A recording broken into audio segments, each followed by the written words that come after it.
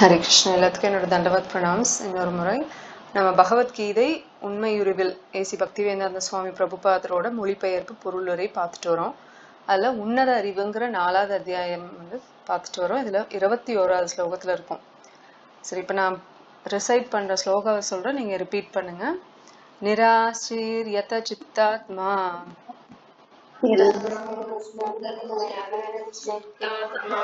निराशीर्यत चित्तात्मा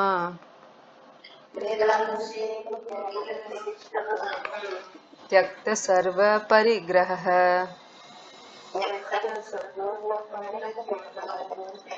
त्यक्त सर्व परिग्रहः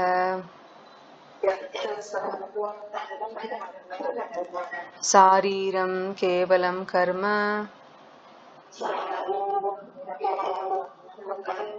शारीरं केवलं कर्म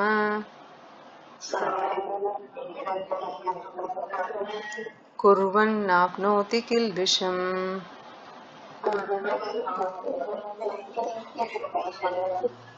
சரி மாதாஜி, யாராவது ஒருத்தர் படிக்கிறீங்களா? படிங்க. படிங்க மாதாஜி.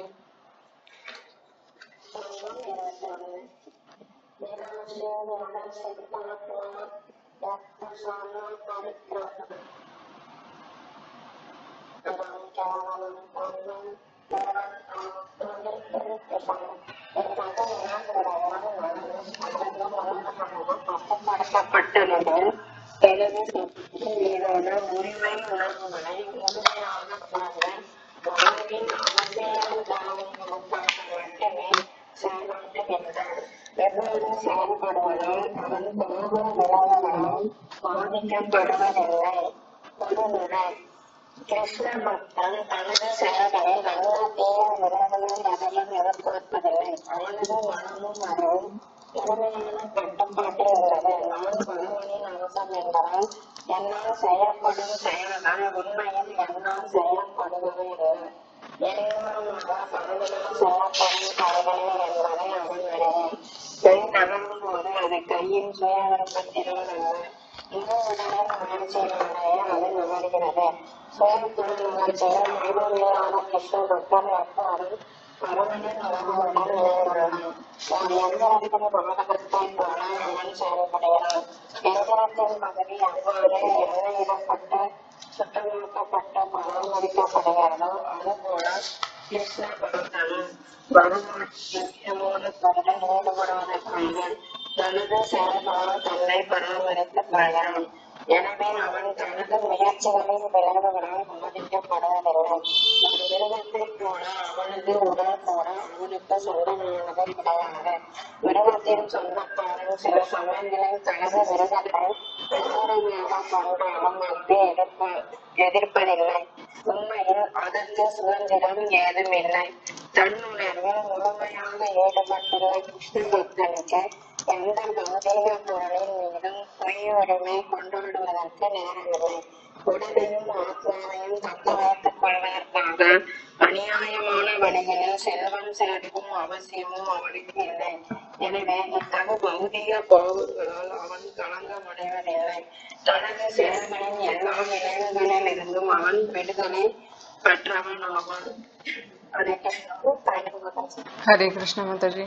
ஸோ இதில் பகவத்கீதை ஸ்லோகம் 21 ஒரு முறை இந்த மொழிபெயர்ப்பை மட்டும் படிக்கிறேன்.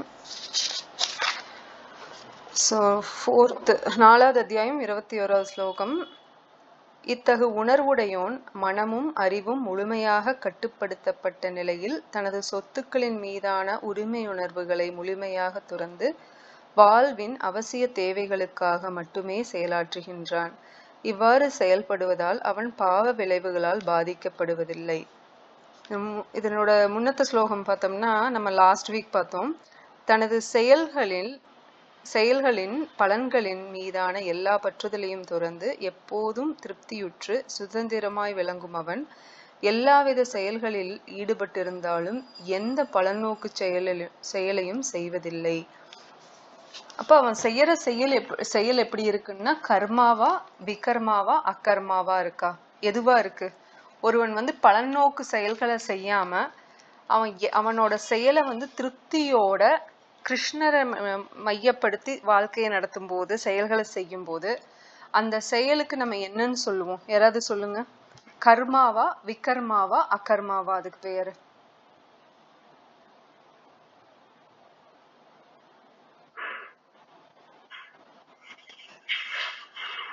இது மூணுல ஏதோ ஒண்ணு ட்ரை பண்ணுங்க.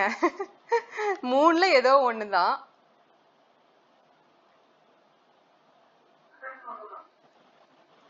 மதாஜி, ஜெய மதாஜி சரியா கேக்கல. கர்மா கிடையாது. கர்மாங்கிறது என்ன சொல்லுங்க. கர்மாங்கிறது, சரி நான் டெஃபினிஷன் சொல்றேன், நீங்க மேட்ச் த ஃபாலோயிங் மாதிரி பண்ணுவோம். கர்மாங்கிறது வந்து அந்த வேத சாஸ்திரங்களுக்கு தகுந்த மாதிரி நடந்துக்கிறது. அது என்ன சொல்லுதோ அதுக்கு தகுந்த மாதிரி நடந்துக்கிறது. அது கர்மாவா இல்ல விகர்மாவா இல்ல அகர்மாவா? சரி, கர்மாங்கிறது என்னன்னா வேத முறைப்படி நம்ம செயல செய்யறது. வேதிக் இன்ஜெக்ஷன்ஸ் என்ன சொல்லுதோ, ஸ்கிரிப்சர்ஸ் சாஸ்திரம் என்ன சொல்லுதோ அதுபடி செய்யறது கர்மம். அதுக்கு எதிர்மறையா செய்யறது விகர்மமா அகர்மமா? இல்ல, விகர்மம். இன்னைக்கு எல்லாம் வெள்ளிக்கிழமை சனி ஞாயிறு எல்லாம் முடிஞ்சு பார்த்தோன்னே எல்லாம் மறந்துட்டீங்களா? எல்லாம் உள்டாவா சொல்றீங்க. பரவாயில்ல, ஒன்னும் பிரச்சனை இல்ல. சோ இது ஒரு ரிவிஷனா நம்ம அப்ப பண்ணிக்குவோம். சோ நம்ம 3 விஷயம் பார்த்தோம் லாஸ்ட் வீக். கர்மா, அகர்மா, விகர்மா. கர்மா அப்படிங்கிறது, மத்தாஜிஸ் எல்லாரும் மியூட்ல போட்டுக்கங்க, உங்களோட பேக்ரவுண்ட் சவுண்ட் வருது.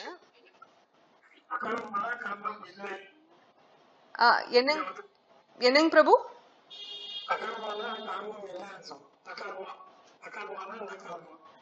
அகர்மாங்கிறது என்னன்னா பௌதீக கர்மங்கள் இல்லாதது, செயல் இல்லாதது. அது எந்த மாதிரி செயல் இல்லாதது அப்படின்னா பௌதீக சம்பந்தப்பட்ட புலன்னோக்கு அதாவது புலன்னோக்கு இல்ல, பலன்னோக்கு பார்வையில இருந்து செய்யற செயல் வந்து கர்மா. ஓகேங்களா? பலநோக்கு பார்வையிலேயே அகர்ம, அதாவது இன்னும் கொஞ்சம் எலாபரேட்டா சொல்லுவோம். வெங்கட்ராமன் பிரபுவோட ஆன்சர் வந்து கரெக்ட். பட் அதை நம்ம எப்படி புரிஞ்சுக்கணும்னா, செயலின்மையா இருக்கிறது அகர்மான்னு சொன்னாலும் எந்த மாதிரி செயலின்மையோட இருக்கணும்னா பௌதீக பலநோக்கு பார்வையில இருக்கிற செயல்கள்ல இருந்து விடுபட்டு இருக்கணும். அதுக்கு என்ன இன்னொரு அர்த்தம்னா, நம்ம பகவானோட பக்தி தொண்டுல ஈடுபடணும். அந்த செயல்கள், அதாவது ஆன்மீக செயல், ஆன்மீகம்னு கூட சொல்லக்கூடாது, பக்தி தொண்டுன்னு சொன்னோம்னா கரெக்டா இருக்கும். பக்தி தொண்டுல இருக்கிற செயல்களை செஞ்சோம்னா அது வந்து அகர்மா. இப்ப அகர்மாக்கு வந்து பகவத்கீதையில பிராக்கெட்ல போட்டிருப்பாங்க, செயலின்மைன்னு போட்டிருப்பாங்க. பொருளுரையில இத பத்தி விளக்கி இருப்பாரு ஆச்சாரியர். ஓகேங்களா? சோ 3 வகைப்படுது கர்மால வந்து. கர்மா, விகர்மா, அகர்மான்னு 3 வகை இருக்கு. அதுல கர்மாவை வந்து சுகர்மான்னு சொன்னோம்னா நல்ல காரியங்களை செய்யறதுன்னு சொல்லிக்கலாம்.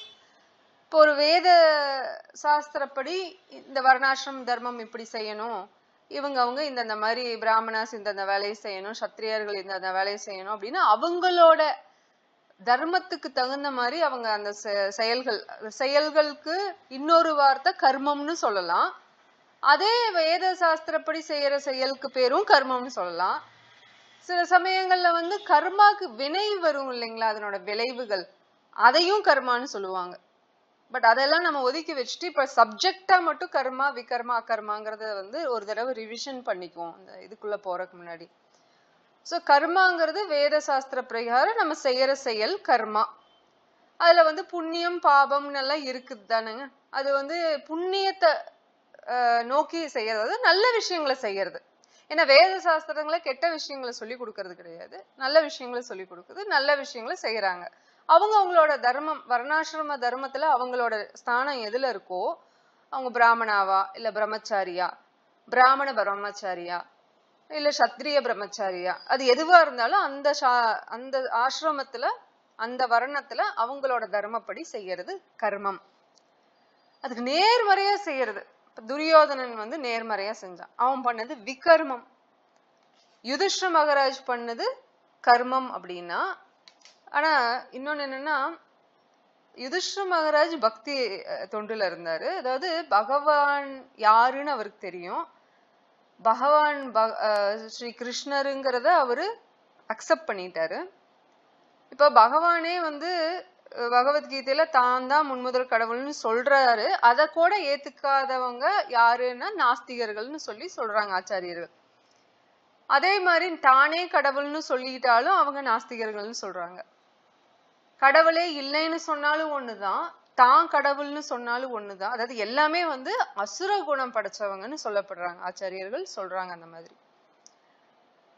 இப்போ யுதிஷ்டிர மகாராஜ் வந்து கர்மம் செஞ்சாரா அகர்மம் செஞ்சாரா அப்படின்னா, அகர்மத்தை அதாவது கர்மத்தை வந்து வேத சாஸ்திர பிரகாரம் வர்ணாசிரம தர்ம பிரகாரம் அவர் வேலைகளை செஞ்சாரு. ஆனா கிருஷ்ணரை மையமா வச்சுட்டு செஞ்சதுனால, கிருஷ்ணரை திருப்தி பண்ணணுங்கிறத செஞ்சதுனால, கடைசியில கிருஷ்ணர்கிட்ட தான் போய் சேரணுங்கிறத உணர்ந்து அதை நோக்கி அவர் பயணம் செஞ்சதுனால அவரு வந்து பக்தியில தான் இருந்தாரு, அக்கர்மான்னு சொல்லிடலாம் அதைய.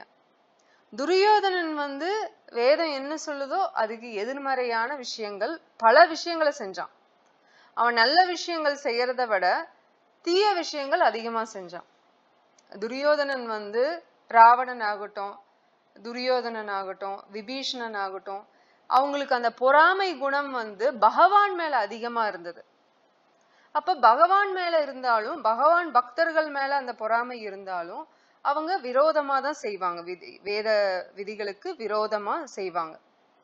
யம நியம இது இருக்கு, இதை செய்யலாம் இதை செய்யக்கூடாதுன்னு தெளிவா சொல்லியிருந்தாலும் அவங்க துரோகம் பண்றது, கொலை பண்றதுக்கு முயற்சி செய்யறது, விஷம் வச்சு கொல்றது, வீட்டை எரிக்கிறது, நிலத்தை அபகரிக்கிறது, அடுத்தவன் பெண்டாட்டிய வந்து கைப்பற்றக்கு ஆசைப்படுறது, இல்ல அனுபவிக்க ஆசைப்படுறதுன்னு என்னென்ன சாஸ்திரத்துல தர்மசாஸ்திரம் என்னென்னலாம் பண்ணக்கூடாதோ அது என்னென்னலாம் பண்ணுனா அவங்களுக்கு கொலை தண்டனை இருக்கோ, அவங்களுக்கு வந்து மரண தண்டனை இருக்கோ, அதையெல்லாம் அவன் பண்ணதுனாலதான் அர்ஜுனன் கிட்ட பாண்டவர்கள் கிட்ட கிருஷ்ணர் தெளிவா சொன்னாரு, அவன் இதெல்லாம் பண்ணிருக்கான், அர்த்த சாஸ்திர பிரகாரம் அவன் பண்ணது தப்பு, சோ கொல்லலாம். சோ நம்ம ஒரு சத்திரியனா இருந்து இது பண்ணலாம், ஓகே. இப்ப அரசியல்வாதிகள் பெரிய தலைவர்கள் அவங்க பண்ண தப்பு எதுவுமே வெளியில வரல, எல்லாம் இது பண்ணிடுறாங்க அப்படின்னா, கவர் பண்ணிடுறாங்க அப்படின்னா அதுக்காக அவங்களுக்கு தண்டனை கிடைக்காம போயிருமா? லா ஆஃப் கர்மா பிரகாரம், கர்ம விதி பிரகாரம் கண்டிப்பா கிடைக்கும். ஆனா மேலோட்டமா அவங்க எத்தனையோ பேரை மறைச்சிடலாம். ஒரு உதாரணத்துக்கு ஒருத்தர் வந்து, இது உங்ககிட்ட சொன்னேன்னு நினைக்கிறேன் போன வாரம், இருந்தாலும் சொல்றேன் திரும்பவும். இவர் வந்து இல்ல இதை சொல்லியிருக்க மாட்டேன்னு நினைக்கிறேன். இவர் ஒரு குடும்பத்துல இருக்கு, ஒரு குடும்பம், அந்த குடும்பம் வந்து வெளிநாட்டுல போய் செட்டில் ஆயிடுறாங்க. அங்கேயே வாழ்க்கை முறைய கண்டினியூ பண்றாங்க. அவங்களுக்கு பிறக்கிற குழந்தைங்க, அவங்களுக்கு பிறக்கிற குழந்தைங்கன்னு ஒரு ஜென்ரேஷன் அடுத்த ஜென்ரேஷன் அங்கேயே செட்டில் ஆயிடுறாங்க. அவங்களோட ஜென்ரேஷன் வந்து அங்கேயே பிறந்து வளர்ந்து படிச்சு அங்கேயே வேலை செய்யறதுனால அங்கேயே அவங்க வீடு கட்டி சொத்து எல்லாம் அங்க அப்படியே அவங்க ஐக்கியமானதுனால இந்தியா வர்றதுக்கு அவங்களுக்கு விருப்பம் இல்லை. ஆனா இவரு வந்து பெரியவர், இவருக்கு வந்து இந்தியால வந்து அவரோட பூர்வீக சொத்துல வந்து வீடு கட்டி கடைசி காலத்துல அங்க வந்து கொஞ்ச காலம் அனுபவிக்கணும்னு ஒரு ஆசை. அதனால அவர் வர்றாரு. அவங்களுக்கு அங்க எல்லாமே சொத்து எல்லாமே செட்டில் ஆனாலுமே அவருக்கு இந்த ஒரு ஆசைக்காக இந்தியா வர்றாரு. அவரு அவரோட பழைய இடங்கள்லாம் இருக்கு இல்லையா, அதெல்லாம் போய் பார்த்துட்டு அதுல நம்ம வீட்டை கட்டலாம், மீதி தேவையில்லாத நிலங்களை வித்து பாகம் பிரிச்சு வர்ற காசுல பாகம் பிரிச்சு தன்னோட குழந்தைகளுக்கு கொடுத்துடலாங்கிற ஒரு பிளானோட வர்றாரு. ஆனா நடந்தது இன்னொன்னு. போனா அவரோட நிலங்கள் எல்லாமே வேற யாரோ ஆக்கிரமிச்சிருக்காங்க. சம்பந்தம் இல்லாம சில பேரு அவங்க இஷ்டத்துக்கு வந்து ஆக்கிரமிச்சிருக்காங்க. ஒரு 2-3 நிலத்துல போய் இவர் சொல்றாரு, இப்படி ஆக்கிரமிச்சிருக்கீங்களே கிளம்புங்க அப்படின்னு சொல்லவும் அவங்க ஓகேன்னு கிளம்பிட்டாங்க, தர்மத்துக்கு பயந்து கிளம்பிட்டாங்க. ஆனா ஒரு ஆள் மட்டும் ஃபர்ஸ்ட் பயந்த மாதிரி இருந்தா, உடனே இவரும் சரி கிளம்பிடுவான்னு பார்த்தா அவன் கிளம்பல. அவன் வந்து இவரை மிரட்ட ஆரம்பிச்சிட்டான்.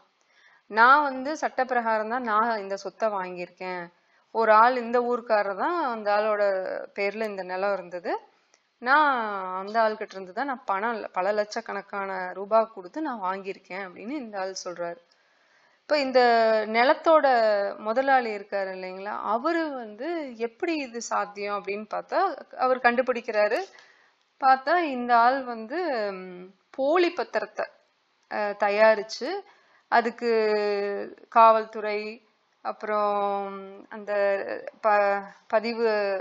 பதிவாளர் ஆபீஸ் இருக்குங்களா, அலுவலகம், இவங்களுக்கு எல்லாமே அவங்கள கரெக்ட் பண்ணி வச்சிருக்காரு. ஸோ இவரு அந்த போலி பத்திரத்துல கொடுத்து இது இவரு தான் ஓனருங்கிற மாதிரி கொடுத்து அந்த 3வது மனுஷனுக்கு வித்துட்டாரு, காசும் வாங்கிட்டாரு. இவரு ஊர்ல வெளிநாட்டுல இருந்து வந்தவர் இதெல்லாம் கண்டுபிடிச்சிட்டு கேட்டா, போலீஸ் ஸ்டேஷனுக்கு போய் கேட்டா அவங்களுக்கு இவருக்கு சாதகமா சொல்ல மாட்டேங்கிறாங்க, அந்த ஆளுக்கு சாதகமா தான் பேசுறாங்க. பதிவாளர் அலுவலகத்திலயும் சரி காவல்துறை அலுவலகத்திலயும் சரி இவருக்கு சரியான ரெஸ்பான்ஸே வரல. இப்ப அதை சட்ட ரீதியா தான் பார்க்கணும்னு பார்த்துட்டு இருக்காரு. அது இனி கேஸ் எத்தனை வருஷம் போகும்னு உங்களுக்கே தெரியும். இப்பதான் அவர் பாவம் ஆரம்பிச்சிருக்காரு இந்த பிரச்சனைய. அப்போ எந்த மாதிரி நடக்குது பாருங்க, தன்னோட சொத்தே கிடையாது. இப்ப கிருஷ்ணர் இந்த ஸ்லோகத்துல 21வது ஸ்லோகத்துல 20வது ஸ்லோகத்துல எல்லாம் சொல்றது என்னன்னா, நம்ம கேர்டேக்கர், நமக்கு ஒரு சொத்து கிடைக்குது, இல்ல நமக்கு சொத்துங்கிறது 100 ஏக்கரா 200 ஏக்கரா அதுதான் சொத்து கிடையாது. நமக்கு ஒரு குழந்தை பிறக்குன்னா அந்த குழந்தை நம்மளோட சொத்து. நம்மளுக்கு ஒரு உறவு இருக்கு அப்படின்னா அது நம்மளுக்கு சொத்து இல்லையா. ஒரு வீடு இருக்கா இல்ல ஒரு பொருள் இருக்கா, எது இருக்கோ அதை நம்ம நல்லா பாத்துக்கணும். நம்ம கேர்டேக்கர் அப்படின்னு தான் நம்ம மனசுல பதிய வச்சுக்கணுமே தவிர நம்ம ஓனர் அல்லது மாஸ்டர் அப்படின்னு பதிய வச்சுக்க கூடாது. என்ன ஆகும் அப்படின்னா, அந்த உணர்வு கேர்டேக்கர்னா எல்லாமே பகவானுது. நான் இத இப்ப எனக்கு இவர் கொடுத்திருக்கிற பகவான் இந்த பொருளை எனக்கு இப்ப கொடுத்திருக்கிறதுனால இதை நான் நல்லா பாத்துக்கணும், அவரு திருப்தியோட இருக்கிற மாதிரி இந்த பொருளை நான் நல்லா பாத்துக்கணுங்கிற அந்த எண்ணம் வேணும். அதை விட்டுட்டு இப்போ அவன் ஏமாத்தி, இப்ப காவல்துறையும் சரி பதிவாளர் ஆபீஸும் சரி ரெஜிஸ்ட்ரேஷன் ஆபீஸும் சரி போலீஸ் ஸ்டேஷன்லயும் சரி நியாயத்துக்கு சாதகமா நடந்துக்கல, அநியாயத்துக்கு சாதகமா நடந்துட்டாங்க. நம்ம ஃபுல்லா நம்ம இன்வெஸ்டிகேட் பண்ணல. ஸோ நம்மளுக்கு ஸ்டோரி என்னன்னு தெரியாது. ஒரு சைடு ஸ்டோரி கிடைச்சதை வச்சுதான் நம்ம இதை சொல்லிட்டு இருக்கோம். இது நடக்குதுதான், இது ஒன்றும் புதுசு இல்லை. இன்னொரு இடத்துல இன்னொரு நியூஸ், அந்த அண்ணன் தம்பிங்க 3 பேர்ல முதல் அண்ணன் இறந்துட்டாங்களோ இன்னும் சம்திங், அந்த லேண்ட் இன்னும் பிரிக்கல சரி பாதியா, பெரிய லேண்டு அதை பிரிக்கணும். அது பிரிக்கிறதுக்குள்ள அது கொஞ்சம் வருஷம் ஆயிட்டு இருக்கு, இன்னும் பிரிக்காம இருக்கு. அதை பத்தி பேசுறாங்க பிரிக்கணும்னு. அதுக்குள்ள என்ன பண்றாங்க, அதுல ஒரு தம்பியோட மனைவி வீடு கட்ட ஆரம்பிச்சிடுறாங்க. அப்புறம் அதை தட்டி கேட்க வந்த இன்னொரு தம்பியோட மனைவிய கட்டி வச்சு அடிச்சு துன்புறுத்தி நீ எப்படி கேட்கலான்னு சொல்லியிருக்காங்க. அதை யாரோ பார்த்து வீடியோ எடுத்தவங்களுக்கு அது வெளியில வந்தங்கிட்டு நியூஸ் வைரல் ஆகி அது நமக்கு இப்போ இன்ஃபர்மேஷன் நமக்கு வந்திருக்குது பப்ளிக்கு. இல்லைன்னா இந்த மாதிரி விஷயங்கள் நம்ம காதுக்கோ செய்திக்கோ வர்றது கிடையாது இல்லையா. நிறைய விஷயங்கள் மறைக்கப்படுது. இப்போ இதை பார்க்கும்போது நம்மளுக்கு நியாயத்துக்கு வாய்ஸே இல்லாத மாதிரி தான் இருக்கும் கலியுகத்துல. நியாயத்தை நியாய வழியில போறவங்க எல்லாம் ரொம்ப குறைவா தான் இருக்காங்க கலியுகத்துல. அநியாயமா நடந்துக்கிறது தான் நியாயமா இருக்கும். கலியுகத்தை பத்தி பகவதம் சொல்லும். அந்த அந்த டைம்ல நம்ம அதை பத்தி டீட்டெயிலா படிப்போம். இந்த தப்பான தலைவர்கள் ஆட்சியில இருப்பாங்க, தப்பான லீடர்ஸ்னால மக்களும் தப்பான வழிக்கு போவாங்க. ஆல்ரெடி மக்கள் எப்படா தப்பு பண்ணலான்னு தான் இருப்பாங்க. லீடர்ஸே தப்பா இருந்தாங்கன்னா இவங்களுக்கு இது ரொம்ப ஈஸியா இருக்கும். இதெல்லாம் ஆல்ரெடி பகவத்துல சொல்லப்பட்டிருக்கு. பட் என்ன பண்றது, இதெல்லாம் வெளியில வர்றாத மாதிரி பண்ணிடுறாங்க இல்லையா. நம்ம ஓப்பன் சீக்ரெட் இதெல்லாம், ஸ்ரீமத் பாகவதமும் சரி பகவத்கீதையும் சரி, இது ஓப்பன் சீக்ரெட், எல்லாத்துக்குமே அவைலபிள் தான். ஆனா ஏன் சீக்ரெட் அப்படின்னா எல்லாத்துக்குமே அது புரியாது. ராஜவித்யம் ராஜகுஹ்யம் பவித்ரம் இத உத்தமம். இது ரொம்ப பவித்திரமான விஷயம், உத்தமமான விஷயம். இது பகவத்கீதையில இருக்கிற ஒவ்வொரு சொல்லும் கிருஷ்ணர் சொல்ற சொல்லு, கிருஷ்ணரே சொல்லுவார் ராஜவித்யம் ராஜகுஹ்யம். இது ரொம்ப சீக்ரெட், கிங் ஆஃப் சீக்ரெட்ஸ். ரகசியத்திலேயே ராஜ ரகசியம்னு சொல்லுவாங்க இல்லையா, அதுதான் எது இந்த ராஜ வித்யா. வித்யானா நாலேஜ், ராஜ வித்யானா அந்த ஞானத்திலேயே அரசனா இருக்கிற நாலேஜ். இது நாலேஜுக்கே அரசனா இருக்கிறது வந்து இந்த பகவத்கீதை அப்படிங்கிறது கிருஷ்ணர் சொல்றாரு. கிருஷ்ணர் சொல்ற ஒவ்வொரு வார்த்தையுமே அது ராஜ வித்யம் தான் இல்லையா. சோ இந்த ஸ்லோகத்துல பார்த்தோம்னா, இத்தகு உணர்வுடையோன் மனமும் அறிவும் முழுமையாக கட்டுப்படுத்தப்பட்ட நிலையில் தனது சொத்துக்களின் மீதான உரிமை உணர்வுகளை முழுமையாக துறந்து வாழ்வின் அவசிய தேவைகளுக்காக மட்டுமே செயலாற்றுகின்றான். இவ்வாறு செயல்படுவதால் வாழ்வின் அவசிய தேவைகளுக்காகவே மட்டும் செயலாற்றுகின்றான். இதை பார்த்தோம்னா அது முதல்ல நம்ம மக்களுக்கு வந்து எது அவசிய தேவை எது அனாவசிய தேவைங்கிறத அந்த டிஃபரன்ஷியேஷன் பண்றதே தெரியறது இல்ல. இப்ப நம்ம வந்து சாஸ்திரமே வேண்டாம் விடுங்க, பகவத்கீதையை நம்ம படிக்கும் போதே நம்மளுக்கு தெளிவா தெரியும் நல்லது கெட்டதுங்கிறது, எப்படி அதனோட விளைவுகள் எப்படி இருக்குங்கிறத நம்ம தெரிஞ்சுக்குவோம். இப்ப யாருக்கு நல்லது கெட்டது தெரியாம இருக்குது? எல்லாத்துக்குமே எது சரி எது தவறுன்னு தெரியும். ஆனா ஏன் தவறான வழியில போறாங்க அப்படின்னா அந்த இச்சை, காம இச்சைனால. அப்படின்னு அர்ஜுனன் கிட்ட கிருஷ்ணர் சொல்லுவாரா? சுத்தி வளைச்சல்ல சொல்ல மாட்டாரு கிருஷ்ணர், டைரக்டா சொல்லுவாரு. அர்ஜுனன் கேக்குற கொஸ்டினுக்கு டைரக்டா சரி, அதாவது அர்ஜுனா இப்படியாக அப்படியாக அப்படின்னாலும் சொல்ல மாட்டாரு. காமம் தான் அர்ஜுனா, காம ஏஷ குரோத ஏஷ ரஜோகுணம். ரஜோகுணத்துல இருக்கிற அந்த காமமும் குரோதமும் தான் இதுக்கெல்லாம் காமம் தான் இதுக்கு காரணம். அந்த காமம் நிறைவேறலைன்னா அவனுக்கு குரோதம் வந்துடும், கோபம் வந்துடும். சோ இவ்வாறு செயல்படுவதால் அவன் பாவ விளைவுகளால் பாதிக்கப்படுவதில்லை. இப்ப நமக்கு படிக்கும் போது நமக்கு இன்னும் ஆழமா பதியுது. இப்ப நல்லது கெட்டது எல்லாத்துக்குமே தெரிஞ்சாலும் அதனோட விளைவுகளை அந்த அளவுக்கு அவங்க தத்துவ ரீதியாவோ இல்ல ஞானம் விஞ்ஞான ரீதியா அவங்க பாக்குறது கேட்கறது கிடையாது, பக்தி ரீதியாவும் கேட்கறது கிடையாது. அப்படி இருக்கிறப்போ அவங்களுக்கு நல்லது செஞ்சா நல்லது நடக்கும், தீயது செஞ்சா தீயது நடக்கும்ங்கிறதோட ஓகே. ஆனா மோஸ்ட்லி என்ன நினைச்சுக்குவாங்கன்னா, சரி நான் 2 கெட்டது பண்ணிட்டேன் 2 நல்லது பண்ணிட்டேன், 2 டேலி ஆயிரும், நான் எஸ்கேப் ஆயிட்டேன், இப்ப பாவத்துல இருந்து நான் விடுதலை ஆயாச்சுன்னு அவங்களே ஒரு மனக்கணக்கு போட்டுக்குவாங்க. அப்படி வேலை செய்யுமா கர்ம விதி, லா ஆஃப் கர்மா அப்படி வேலை செய்யுமான்னா கிடையாது. 2 பாவத்துக்கு 2 பாவ விளைவுகளை நீ சந்திக்கணும். 2 சந்தோஷம் புண்ணியம் செஞ்சிருக்கியா, 2 சந்தோஷத்தை நீ அனுபவிக்கணும். நீ வேண்டான்னு சொன்னாலும் அது வரதான் செய்யும். குந்தி மகாராணி என்னன்னு பிரார்த்தனை பண்ணுவாங்கன்னு ஸ்ரீமத் பாகவத்துல முதல் ஸ்கந்தத்துல நம்ம சும்மா லைட்டா பார்த்தோம் இல்லைங்களா. குந்தி மகாராணி வந்து கேட்பாங்க, எனக்கு இன்னும் பிரச்சனை மேல பிரச்சனை வேணும் கிருஷ்ணா, அப்பதான் உன்னை நாங்க பார்க்க முடியும். இல்லைன்னா நாங்க பாரு இப்போ நீ கிளம்பிட்ட, எல்லாம் நல்லாயிருச்சு, யுதிஷ்ட மகாராஜ் ராஜாவாயிட்டாரு, எல்லா மக்கள் எல்லாம் இப்ப நல்ல ராஜரிஷிய ஃபாலோ பண்றாங்க, எல்லாமே செழுமையாயிருச்சு, அதனால நீ கிளம்பிட்ட துவாரகைக்கு. நீ இருந்திருக்கலாமே கிருஷ்ணா, ஆனா நீ எப்ப இருப்ப, பிரச்சனை என்னதான் நாங்க கூப்பிடுவோம் நினைப்போம், நீ வருவ.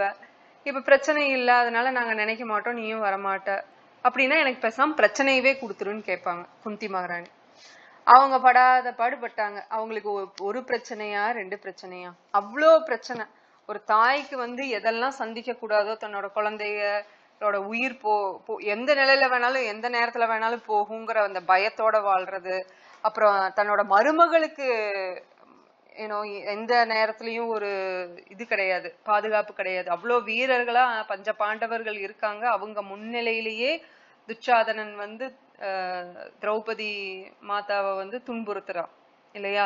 அப்ப தொடைய காமிச்ச துரியோதனன் இந்த இடத்துல வந்து உட்காரு, எவ்வளவு ஒரு அசிங்கமான ஒரு சம்பவம். அவ்வளோ பெரியவங்க இருக்காங்க, அவங்க முன்னாடி அவன் தொடைய காமிக்கும் போது அது பாக்குறக்கே ஒரு கேவலமான செயலா தெரியுது எல்லாத்துக்கும். அது ஒரு பெரியவங்க மட்டும் இல்ல, பெண்ணும் இருக்கா அங்க இல்லையா. இப்ப அந்த இடத்துல அவளை வந்து உட்கார சொல்லும் போது அவளுக்கு எவ்வளவு பெரிய தலை குனிவு, இதெல்லாமே குந்தி மகாராணிக்கு தெரியுது. அப்படி இருக்கும்போது அவங்களோட மனம் எவ்வளவு வேதனைப்படும். விதுரன் தன்னோட கணவனோட தம்பி விதுரன், அவரு மூலியமா தான் கிருஷ்ணரோட அனுகிரகத்தால, ஏன்னா விதுரன் கிருஷ்ண பக்தன், பாண்டவர்கள் குந்தி மகாராணி திரௌபதி எல்லாருமே கிருஷ்ண பக்தர்கள். அதனாலதான் கிருஷ்ணர் ஒவ்வொரு முறையும் காப்பாத்திட்டே இருக்காரு. பிரபுபாதர் ஒரு லெக்சர்ல சொல்லுவாரு இந்த பழமொழிய, you are the architect of your own fortune and misfortune. அதாவது நீதான் உன்னோட அதிர்ஷ்டத்துக்கும் சரி துரதிர்ஷ்டத்துக்கும் சரி நீதான் அந்த ஆர்கிடெக்ட், அந்த கட்டட அமைப்பாளர், கட்டட அமைப்பாளர் இல்லையா, அந்த ஆர்கிடெக்ட்னு சொல்லுவாங்க இல்லைங்களா. அது இப்ப என்ன அர்த்தம் அப்படின்னா, எனக்கு ஒரு நல்லது நடக்குது இல்ல நல்லது நடக்கல அப்படின்னா அதுக்கு காரணம் நானாதான் இருக்க முடியும். அதை நம்ம உணரணும். சும்மா போய் வெளியில போறவங்க கிட்ட போய் சொன்னோம்னா ஒத்துக்க மாட்டாங்க. அவங்க அதை தப்பு பண்ணாங்க, அவங்கனாலதான் எனக்கு இந்த கெடுதல் வந்ததுன்னே சொல்லுவாங்களே தவிர தன்னாலன்னு ஒத்துக்க மாட்டாங்க. ஏன்னா அவங்களுக்கு அந்த ஞானம் கிடையாது, பகவத ஞானம் கிடையாது. எல்லாத்துக்குமே பகவத ஞானம் கிடைச்சிருமானா அதுவும் சாத்தியம் கிடையாது. அவைலபிள் தான். பகவத்கீதை போய் 400 rupees 500 rupees தெரியல எவ்வளோன்னு, 300 rupees கூட இருக்கலாம். கடையில போய் வாங்கினா கொடுப்பாங்க, கோயில்ல போய் கேட்டா இஸ்கான்ல கொடுப்பாங்க.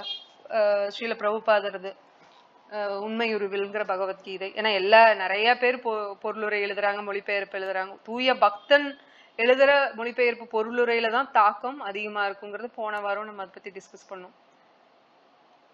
அப்போ இவ்வளோ பெரிய பொசிஷன்ல இருக்கிற பிரம்மா அவரே சில சமயங்கள்ல தவறு செஞ்சறதா உணர்ந்து அதுக்கு பிராயச்சித்தமாவும் சில விஷயம் பண்றாரு. அது என்னன்னா, பிரம்ம விமோகன லீலை இருக்கு இல்லைங்களா, உங்களுக்கு தெரியும். நம்ம இதை பத்தி பிரீஃபா டிஸ்கஸ் பண்ணியிருப்போம். பிரம்மா தேவர்கள் எல்லாம் போய் கேட்டுதான் கிருஷ்ணர் சரி நான் பிறக்கிறேன்னு துவாபர யுகத்துக்கு சொல்றாரு. அப்ப கம்சனோட டூலியும் தாங்க முடியல, இந்த டாக்ஸ் பிரச்சனை, மத்தவங்களை கொடுமைப்படுத்துறது. ஹிரண்யகாசிப்பு என்ன பண்ணா, யாரெல்லாம் பிராமணர்ஸ், யாரெல்லாம் விஷ்ணு பக்தர்கள் இருக்காங்களோ, யாரெல்லாம் இந்த யாகம் பண்றேன் வர்ணாசிரம தர்மம் பண்றேன்னு சொல்றாங்களோ அவங்களெல்லாம் புடிச்சிட்டு ஜெயில போடுன்றுவான்.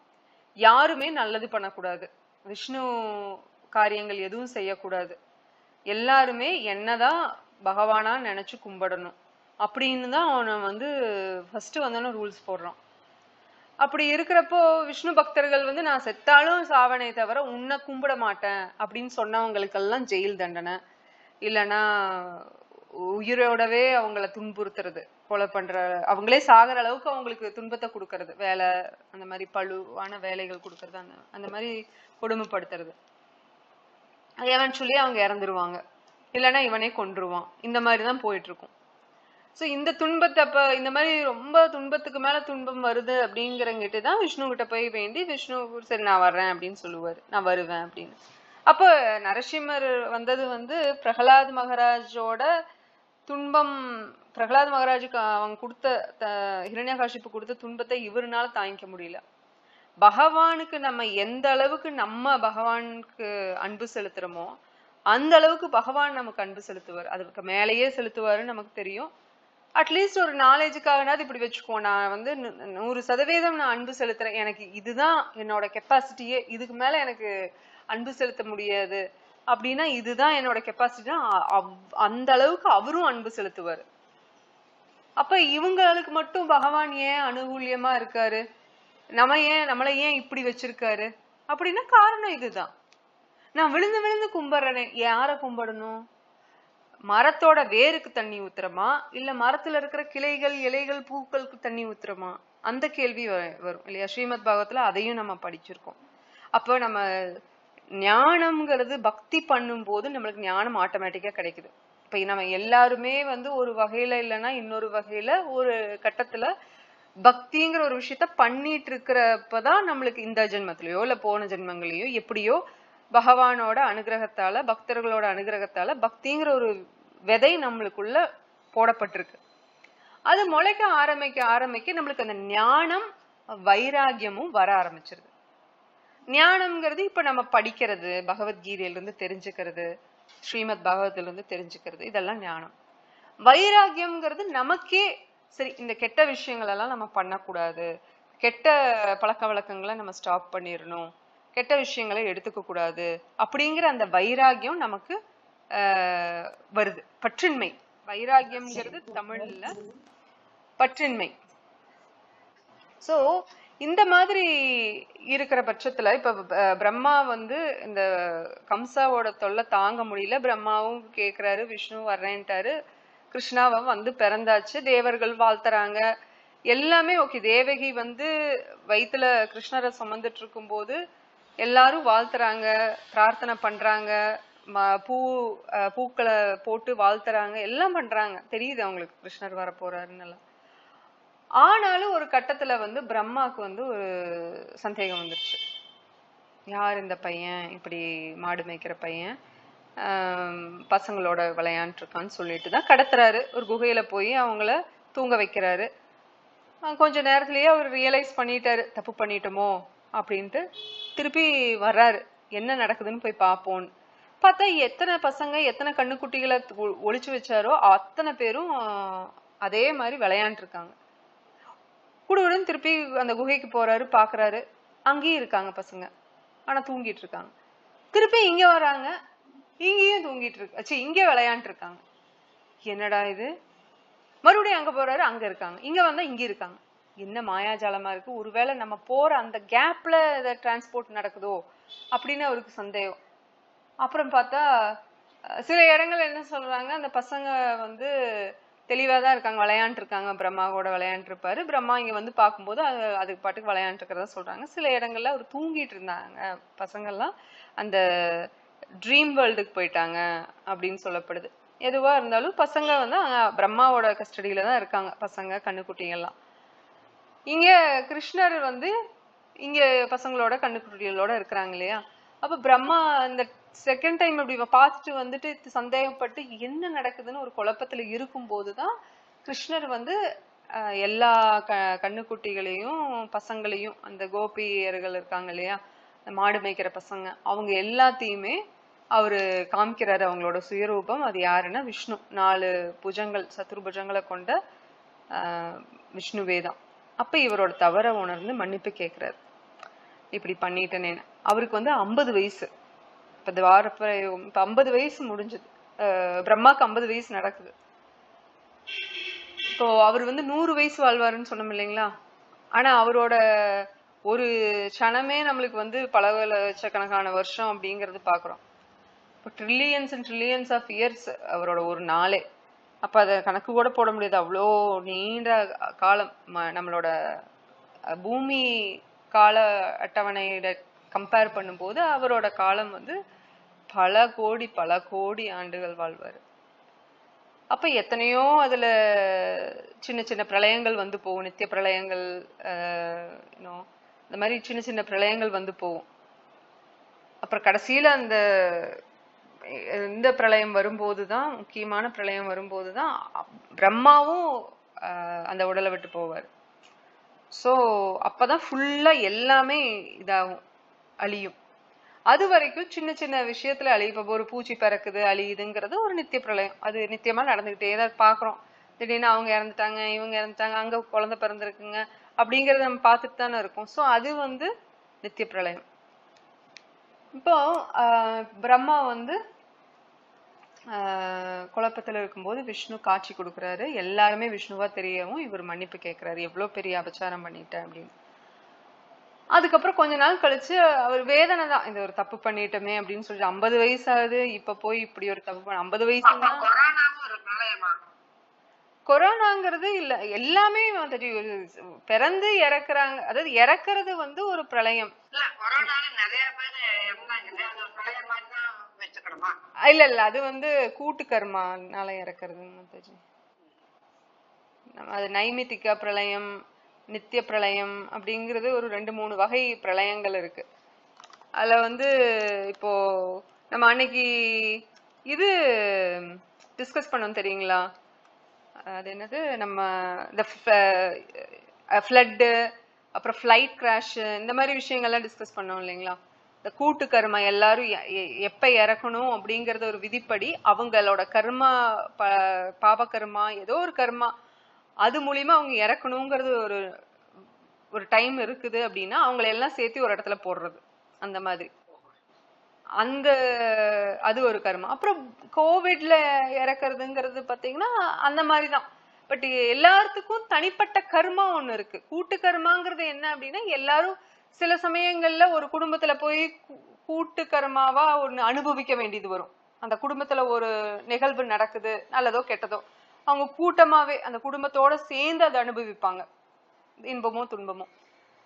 அதே இது கூட்டு கர்மா இன்னொரு மாதிரியும் சொல்லலாம். என்னன்னா இந்த மாதிரி ஃபிளாஷ், இந்த மாதிரி flood, fire accident, flight accident, அந்த மாதிரி பாம்பு பிளாஸ்ட், இந்த மாதிரி நிறைய நடக்குது அப்படின்னா அந்த டைம்ல போய் எல்லாரும் ஒரு கூட்டம் சம்மந்தமே இல்லாம சில பேர் போய் அந்த இடத்துல இருந்து அந்த ஆக்சிடென்ட்ல பழிவாவாங்க. சில பேர் பிளான் பண்ணி போவாங்க இல்லையா? சில பேர் பாத்தீங்கன்னா இந்த கும்பமேளா நடந்தது, அதுலயும் ரொம்ப பேர் இறந்தாங்க. ஸோ அந்த மாதிரி எல்லாம் நம்ம பார்க்கும்போது அதுவும் கூட்டு கர்மான்னு சொல்லலாம். பட் கோவிட்ல பாத்தீங்கன்னா இண்டிவிஜுவலா தான் எல்லாரும் இறந்தாங்க, ஒரு இடத்துல போய் எல்லாரும் இறக்கல. அது ஒரு காரணம், ஒரு கருவியா ஒரு விஷயம் நடக்கும். அந்த காலத்துல போலியோ அட்டாக்னு ஒண்ணு இருந்துச்சு.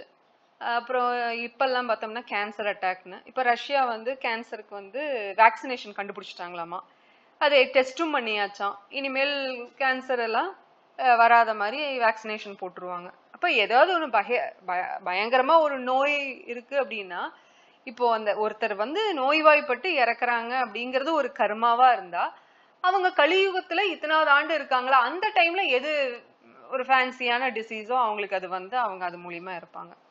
நல்லதோ கெட்டதோ, பக்தர்களுக்கும் நோய் வருது. பக்தர்கள் இருந்தா பக்தர்கள் ஆயிட்டா நோய் வராதுன்னு எல்லாம் கிடையாது.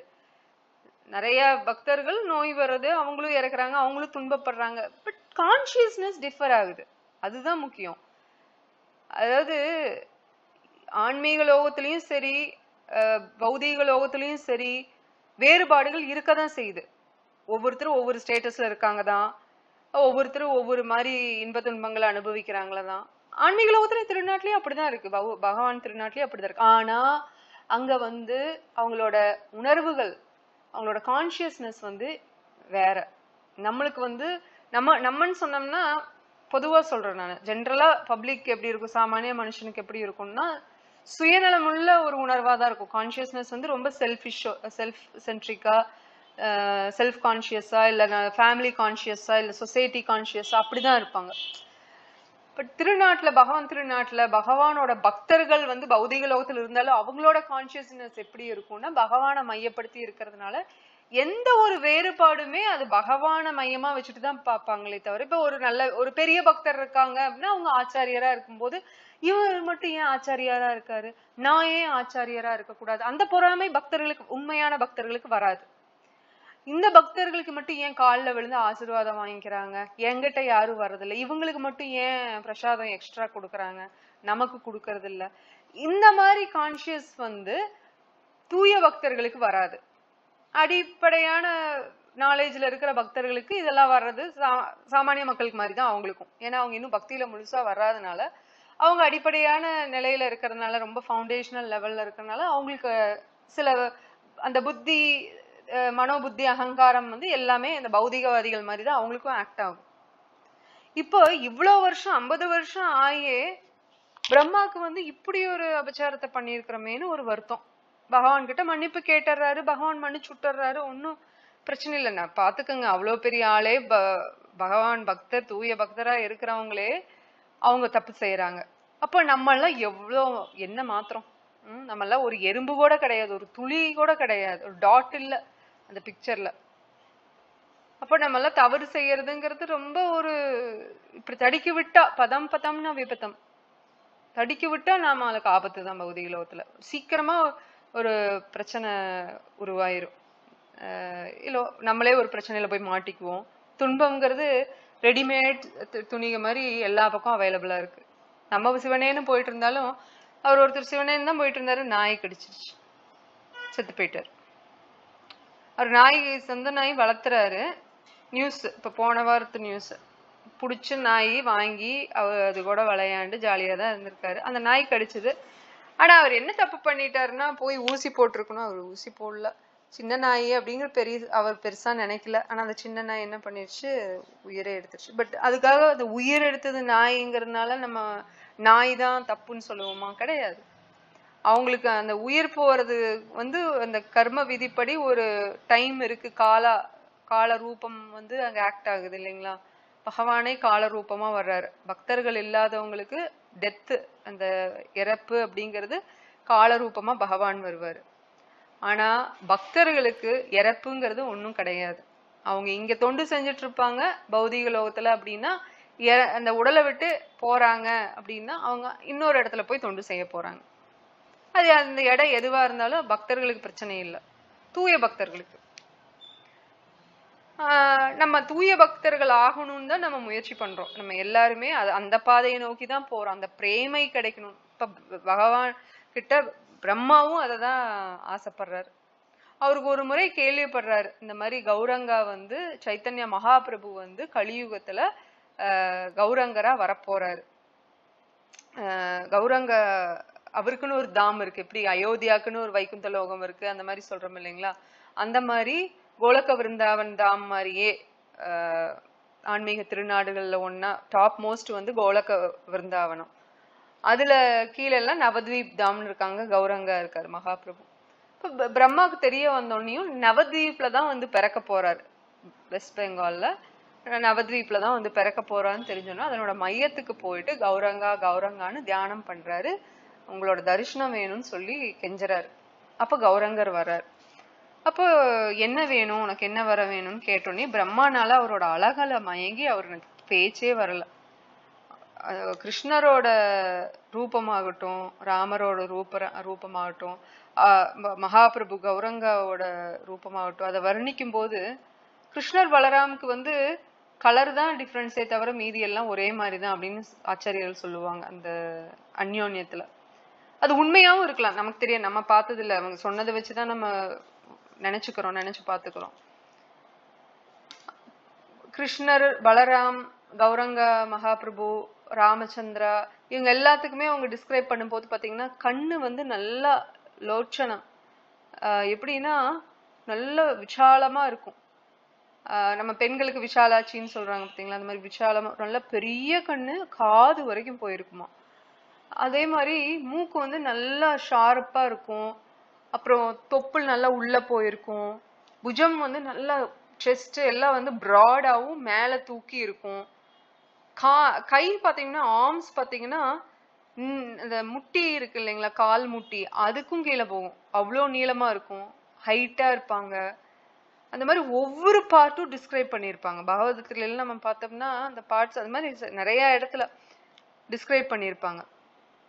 அவ்வளோ அழகா இருக்கும். ஸோ இந்த ரூபத்தை, இந்த இதழ்கள் வந்து 3 இடம் சிவப்பா இருக்கும், ஒன்று இதழ்கள் வந்து சிவப்பா இருக்கும் செக்கச்செவேன்னு, அப்புறம் உள்ளங்கைகள், அப்புறம் உள்ளங்கால்கள் சிவப்பா இருக்கும். அப்புறம் அவங்களோட பாதத்துல வந்து அந்த மங்களமான சில அறிகுறிகள் இருக்கும், அந்த குறிப்பாடு, அந்த சைன்ஸ்ன்னு சொல்லுவாங்களா, ஆஸ்பீஷியன்ஸ் சிம்பிள்ஸ்ன்னு சொல்லிட்டு. அந்த பாதத்துல வந்து பாதச்சூடு கிருஷ்ணர் வச்சாருன்னா அதுல கொடை, மீன், யாக குண்டு, அந்த மாதிரி நிறைய விஷயங்கள் இருக்கும், பல ஆஸ்பீஷியஸ் சைன்ஸ் இருக்கும். அப்ப கிருஷ்ணர் வந்து விருந்தாவனத்துல இருக்கும்போது செருப்பே போட மாட்டாரு. அவருக்கு தெரியும், அவரு கால் பதிச்ச இடத்துல அந்த மண்ல அவங்க வந்து அதை பாக்குறதுக்கு ரசிக்கிறதுக்கு அத்தனை பேர் இருக்காங்க, அத்தனை பக்த கோடிகள் இருக்காங்கன்னு அவருக்கு தெரிஞ்சதுனால அவர் செருப்பு போட மாட்டார். ராமர் வந்து அப்படி கிடையாது. அவரோட ஸ்டைல் வேற. அவரு மரியாதை புருஷோத்தமர். அவர் வந்து நல்லா டிப்டாப்பா கோட் சூட் ஷூ எல்லாம் போட்டுதான் போவார். கிருஷ்ணர் அப்படி கிடையாது. அப்படியே ஃப்ரீயா தான் போவார், ஜாலியா. அப்ப அந்த பாத சூடுகள் பக்தர்கள் இருக்காங்கல்ல, அவங்க எல்லாம் பக்தர்களா அவங்களுக்கு தெரியாது. அவங்களுக்கு வந்து கிருஷ்ணரை பிடிக்கும், அவ்வளவுதான். கிருஷ்ணருக்கு தெரியும் அவங்க எல்லாம் பக்தர்கள். கிருஷ்ணரோட பக்தர்களான கோபியர்களுக்கெல்லாம் தெரியாது இதுதான் கிருஷ்ணர், இதுதான் பகவான். கிருஷ்ணர்னு தெரியும், கிருஷ்ணர் தான் முன்முதற் கடவுள், பகவான் எல்லாம் அவங்களுக்கு தெரியாது.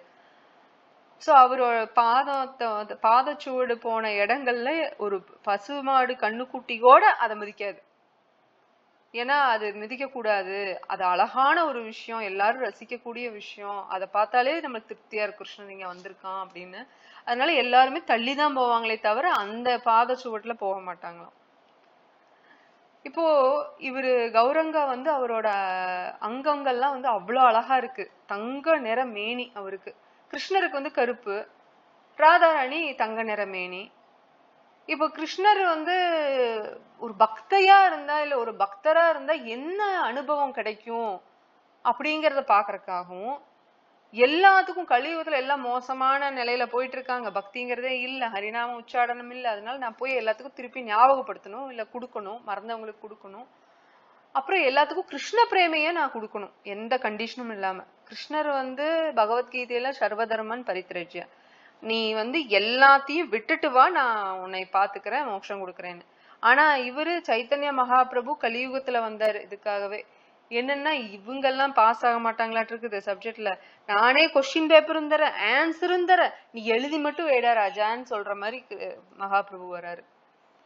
வந்து ஹரிநாமத்தை சொல்லு அப்படின்னு ஆளுக வேற செட்டப் பண்ணி வீடு வீடா போய் டெலிமார்க்கெட்டிங் எல்லாம் பண்ணுவாங்க தெரியுங்களா? இல்ல டெலிமார்க்கெட்டிங் போன்ல பண்றது, டோர் டு டோர் மார்க்கெட்டிங் பண்ணுவாங்கல்ல, வீட்டுக்கு வீடா வந்து நாங்க இந்த பிளாஸ்டிக் புதுசா வந்திருக்குங்க டப்பர் வேர்ல, அதே மாதிரி மாடலுங்க அப்படின்னு சொல்லிட்டு வீட்டுல வந்து விற்பாங்க. அந்த மாதிரி 500 வருஷத்துக்கு முன்னாடி வீடு வீடா போய் யாசகம் பண்றது. என்ன யாசகம்னா ஹரிநாமத்தை சொல்லுங்க, ஹரே கிருஷ்ணா மகாமந்திரத்தை உச்சாரணம் பண்ணுங்கன்னு கெஞ்சறது. போய் சில பேர் கேவலமா துரத்தி விட்டுருவாங்க, திட்டி தண்ணி ஊத்தி விட்டுருவாங்க, வராத மாதிரி பண்ணுவாங்க, சட்டுன்னு மூஞ்சில் அடிச்ச மாதிரி கதவை சாத்திட்டு போறதுன்னு நிறைய பேர் இவங்க சொல்றாங்கன்ட்டு வந்து கூட சேர்ந்துக்குவாங்க, இல்ல அவங்க சரி பண்றோன்னு பண்ணுவாங்க அந்த மாதிரி. அதுல ஒரு ஆள் யாரு, நித்யானந்த பிரபுவோட பண்ண ஆள் யாரு அப்படின்னா இவரு பிரம்மா. பிரம்மா என்ன பண்ணுவார், இப்போ நம்ம சொன்னோம் பாத்தீங்களா வரம் கேட்க வந்தாருன்னு சொல்லிட்டு, அந்த டைம்ல வரத்தை கேட்காம இவரோட அழகுலயே மெய்மறந்து நின்னு கண்ணுல தண்ணி வந்து திரும்ப திரும்ப நமஸ்காரம் பண்ணிட்டே இருப்பாரு. இவரு கௌரங்காட சரி நமஸ்காரம் எத்தனை முறை பண்ணுவீங்க, விஷயத்துக்கு வாங்க என்ன மேட்ரு அப்படின்னா இவர் சொல்ல வாயை திறப்பாரு, ஆனா நமஸ்காரம் தான் வரும். ஏன்னா அவரு அப்படியே பிரமிச்சு போயிருப்பாரு. கிருஷ்ணர் தான் அவரு, ஆனா ராதாராணியோட மூட்ல, ராதாராணியோட அந்த உடல் மேனி என்ன டோன் கலரோ அதே நிறத்துல வந்திருக்காரு.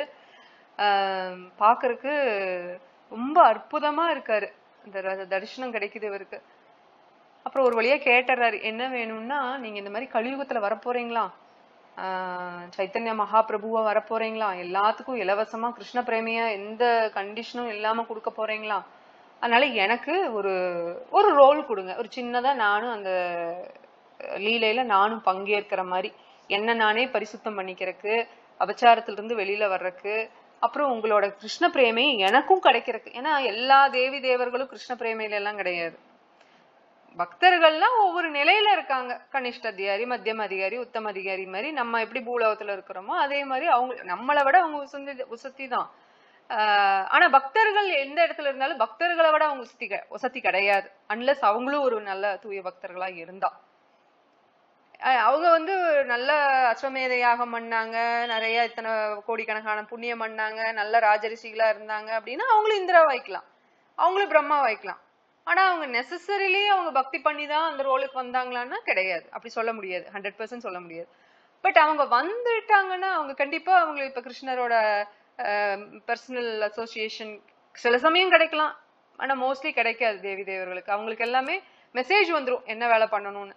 அவங்க போய் டெய்லிக்கும் போய் மீட்டிங்ப்பா எல்லாரும் வந்துருங்க அப்படின்னு சொல்லி எல்லாரும் போய் இது பண்ண முடியாது. ரொம்ப பெரிய பிரச்சனை அப்படின்னா பிரம்மா கிட்ட சிவா கிட்டயே சால்வ் பண்ணிக்குவாங்க. அதுல சால்வ் பண்ண முடியாத இன்னும் பெரிய பிரச்சனைக்கு தான் பிரம்மாவே டைரக்டா போய் கேட்டு வந்துருவாரு விஷ்ணு கிட்ட, இல்லைன்னா இவங்களே கூட்டிட்டு போவாங்க. அப்படி கிடைக்கிற காட்சிகள் தான். அதனாலதான் லீலைகள்லாம் நம்ம பூலோகத்துல எல்லாம் நடக்கும்போது தேவி தேவர்கள் அப்பப்ப வந்து பார்த்துட்டு போவாங்களாம். கிருஷ்ணர் பிறக்கும் போதும் சரி, கௌரங்கா மகாபிரபு பிறக்கிறப்பும் சரி. அப்ப அவங்க அம்மா அப்பாவுக்கு வந்து யாரோ வந்துட்டு போற மாதிரி இருக்கு, மேல இருந்து பூ விழுகுது அப்படின்னு எல்லாம் இருக்கு அவங்களுக்கு, ஆனா என்ன நடக்குதுன்னு தெரியறது இல்ல. அதுக்கப்புறம் எவென்ச்சுவலி அவங்களுக்கு தெரிய ஆரம்பிக்குது.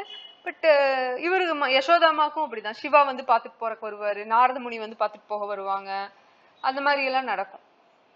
சோ இவரு பிரம்மா கேக்குறாரு, எனக்கு ஒரு ரோல் கொடுங்க, நானும் வரேன், அந்த மாதிரி எல்லாம் எனக்கும் பிரேமா வரணும், கிருஷ்ண பிரேமா. தத்தாஸ்து அப்படின்னு சொல்லி ஆசீர்வாதம் பண்ணிடுறாரு. அப்ப பிரம்மாவும் வர்றாரு.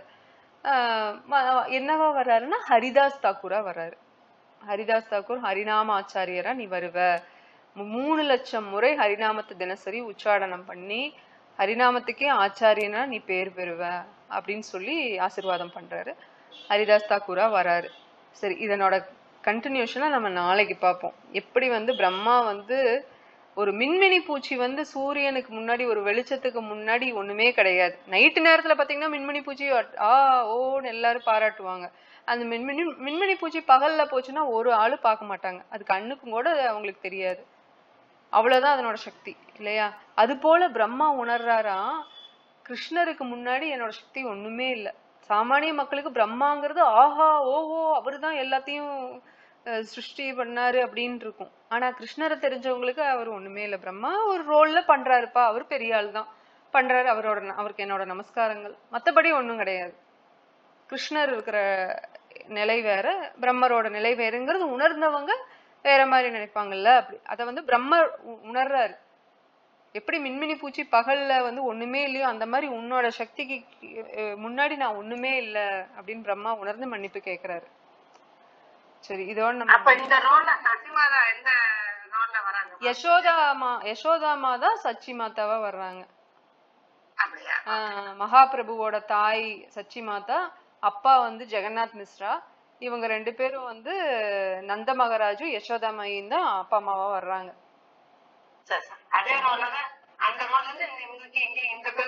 ஆமா, கிருஷ்ண பலராம் பலராமோட ஒரு அங்கமா தம் அண்ணனா பிறப்பாங்க.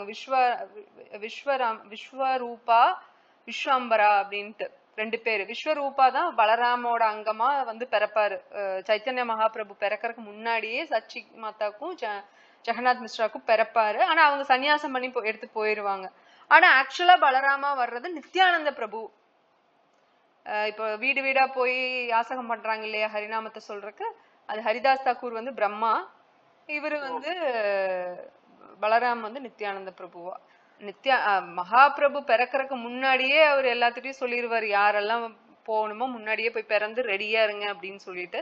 இந்த நம்மளுக்கு சந்திர கிரகணம் பௌர்ணமி அன்னைக்கு வந்தது பாத்தீங்களா, அந்த மாதிரிதான் 1486ஆம் ஆண்டு நம்மளோட கணக்குப்படி மாடர்ன் டைம்ல.